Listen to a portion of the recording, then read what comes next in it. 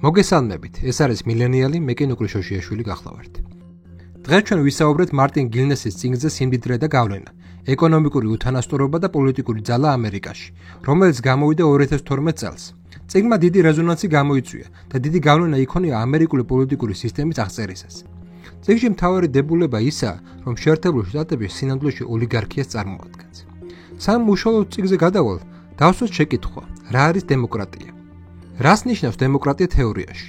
დემოკრატიის იდეა არის ის, რომ ქვეყნის მოქალაქეები განსაზღვრავდნენ საკუთარ ქვეყნის ბედს, რა მიმართულებით უნდა გავითარდნენ, რა უნდა იყოს პრიორიტეტი შიდა და გარე პოლიტიკაში და ასე შემდეგ.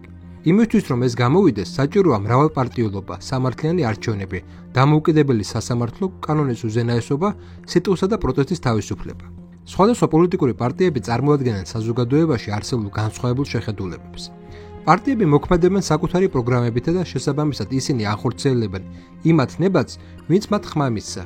თუ კი პარტიები ლაპარაკობენ ერთზე, ხოლო აკეთებენ აბსოლუტურად განსხვავებულს, ისინი შემდეგ არჩევნებში მარცხდებიან. ის ხალხი, ვინც არ ასრულებს საკუთარ ამორჩევლისა და საზოგადოების ნებას, ძალაუფლებიდან მიდიან.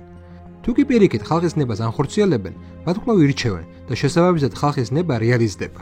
დემოკრატიის მეორე მნიშვნელოვანი დებულებაა კანონის უზენაესობა და დამოუკიდებელი სასამართლო. თუ კი კანონის წინაშე ყველა არ არის თანასწორი და რაღაც ჯგუფს შეუძლია სასამართლო გააკონტროლოს, მაშინ ჩნდება პრივილეგიები და დემოკრატიის პრინციპები ირღვევა.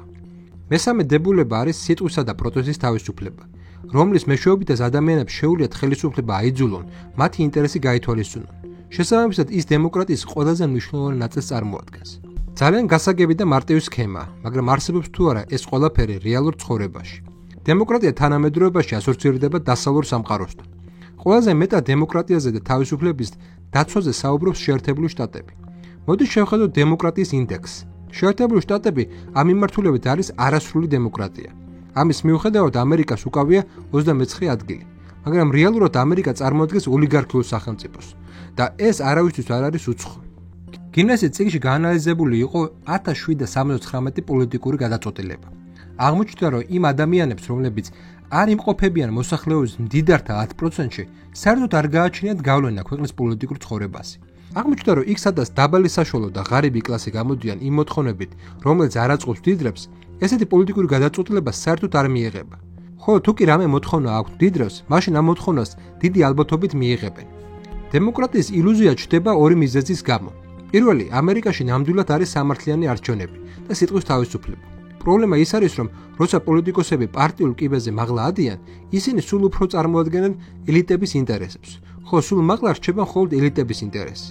მეორე მიზეზი ისაა, რომ პერიოდულად ელიტებისა და მასების ინტერესები ერთმანეთს ემთხვევა და ამ დროს მასებს გონიათ, რომ ეს მათი გავლენის შედეგად მოხდა და შესაბამისად ეს არის დემოკრატია და ხალხის ნება.